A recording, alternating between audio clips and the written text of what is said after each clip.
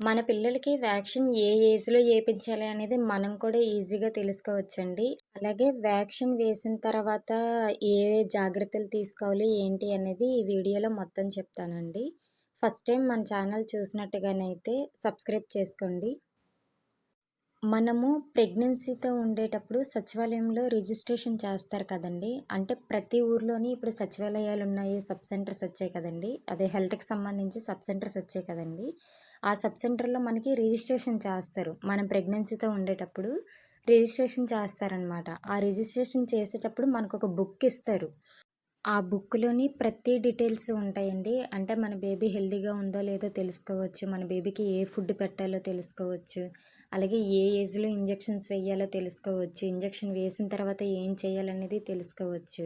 ఒకసారి మీకు ఆ బుక్ చూపిస్తాను చూడండి. ఇలాంటి బుక్ ఉంటదనమాట. ఇదిగో చూడండి. ఇలాంటి బుక్ ఉంటది. ఈ బుక్ ఇస్తారు మనకి సచివాలయంలో. అది మళ్ళీ అంగన్వాడీకి తీసుకొని వెళ్తే వాళ్ళు కూడా అక్కడ రిజిస్ట్రేషన్ చేసుకుంటారనమాట. ఆ రిజిస్ట్రేషన్ ఆ బుక్‌లో ప్రతీదీ ఉంటది. ఫస్ట్ పేజ్‌లో మనం ఫస్ట్ డెలివరీయా? లేకపోతే సెకండ్ డెలివరీయా? అనేసి ఆ బుక్‌లో ప్రతీదీ ఉంటది ఫస్ట్ పేజ్‌లో. అలాగే మనం ఫాలో అవ్వాలి, ఏమేం తినొచ్చు, ఏమేం తినకూడదని ప్రతీదీ అందులో ఉంటది. మనకెప్పుడు చెకప్ చేశారు, మన బేబీకి ఏ మంత్‌లో ఏ ఫుడ్ పెట్టొచ్చు, మన బేబీ ఏ మంత్‌కి ఎలా యాక్టివ్‌గా ఉన్నారనేది ప్రతీదీ అందులో ఉంటదండి. అలాగే ఆ బుక్‌లో పేజ్ నంబర్ 27, 27లో మన బేబీకి ఎప్పుడు ఏ టీకా వేస్తారు, ఐ మీన్ అంటే ఏ ఇంజెక్షన్ వేస్తారు, ఏ వ్యాక్సిన్ వేస్తారు అదనేది ప్రతీదీ మెన్షన్ చేసి ఉంటదండి. ఒకసారి మీ దగ్గర బుక్ ఉంటే మీరు కూడా చెక్ చేయండి. అంటే ఏ మంత్‌లో ఏ వ్యాక్సిన్ వేయాలి, ఏ ఇంజెక్షన్ వేయాలనేది ప్రతీదీ మెన్షన్ చేసి ఉంటదండి.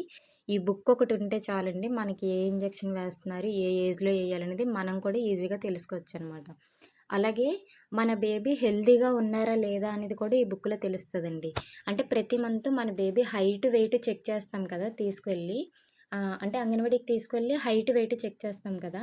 అక్కడ వాళ్ళ దగ్గర ఒక చార్ట్ ఉంటది. మన బేబీ హెల్త్‌కి సంబంధించి ఒక చార్ట్ ఉంటది. హైటు, వెయిటు దానికి రిలేటెడ్ వాళ్ళ దగ్గర ఒక చార్ట్ ఉంటదనమాట. ఆ చార్ట్ బెట్టి మన బేబీ హెల్తీగా ఉన్నారా లేదా అనేది తెలుస్తది. అదే గ్రీన్ కలర్‌లో ఉన్నారనుకోండి, అంటే హైట్, వెయిట్ కరెక్ట్‌గా ఉంటే గ్రీన్ కలర్‌లో ఉన్నట్టు. అలా ఉంటే మన బేబీ యాక్టివ్‌గా ఉన్నట్టు, హెల్తీగా ఉన్నట్టు.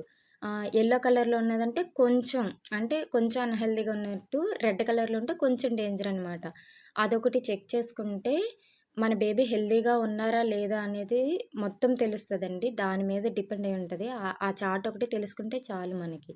అలాగే మనం వ్యాక్సిన్ వేసిన తర్వాత తీసుకోవాల్సిన జాగ్రత్తలేంటి అంటే, వ్యాక్సిన్ వేపిచ్చిన తర్వాత 1 ½ అవర్, 2 అవర్స్ తర్వాత వాపు కనిపిస్తది చిన్నది. వాపొస్తది, లైట్‌గా ఫీవర్ కూడా వస్తది. అది కామన్. కానీ ఫీవరొచ్చింది కదా అని చెప్పేసి ఫీడింగ్ అది ఆపేయకూడదు. మన ఫీడింగ్ మామూలుగా ఇచ్చుకోవచ్చు. ఫీవర్ కానీ ఎక్కువైనట్టుగానైతే అంటే మాక్సిమం వస్తది ఫీవరు. ఇంజెక్షన్ ఏసిన 5, 6 అవర్స్ తర్వాత పారాసిటమాల్ సిరప్ పడితే కవర్ అవుతదండి. అలాగే హ్మ్. మన ఐస్ ఉంటది కదా! ఫ్రిడ్జ్‌లో ఐస్ ముక్కలు పెట్టుకుంటాం కదా! ఆ ఐస్ క్లాత్‌లో పెట్టి, ఆ ఇంజెక్షన్ వేసిన దగ్గర చుట్టూ ఒత్తితే అది కొంచెం రిలీఫ్ అవుతదనమాట. వాపు తగ్గుతది. అలాగే బేబీకి కూడా కొంచెం రిలీఫ్‌గా ఉంటది. అలా ఐస్‌తో ఒత్తడం వల్ల బేబీకి కూడా కొంచెం రిలీఫ్‌గా ఉంటది. పారాసిటమాల్ 6 అవర్స్‌కి ఒకసారి పడుతూ ఉంటే అది కొంచెం రికవరీ అవుతదనమాట.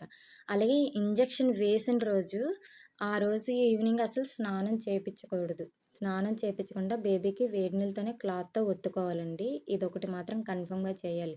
స్నానం చేపిస్తే ఫీవర్ మళ్ళీ ఎక్కువవుతదనమాట. ఇది ఆల్రెడీ నేను ఫేస్ చేశాను కాబట్టి నేను మీతో షేర్ చేస్తున్నానండి. అంటే నాలాంటి మదరు ఉండుంటారు కదా! ఒక్కరికైనా యూజ్ అవుతదన్నట్టు నేను షేర్ చేస్తున్నాననమాట.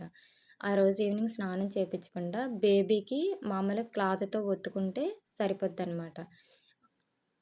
ఆ వాపు 2 ఆర్ 3 డేస్ ఉంటదండి. ఆ తర్వాత మళ్ళీ కామన్ అయిపోతారనమాట. నార్మల్‌గా ఉంటది. కానీ ఆ 2 రోజులు కొంచెం ఇబ్బంది పడతారు పిల్లలు. ఆ పెయిన్ తట్టుకోలేక. ఇంకా తప్పదు కదా! భరించాలి. ఆళ్ళింక చూసుకోవాలి. మరింత ఇన్ఫర్మేషన్ కోసం నా ఛానల్ సబ్స్క్రైబ్ చేసుకోండి.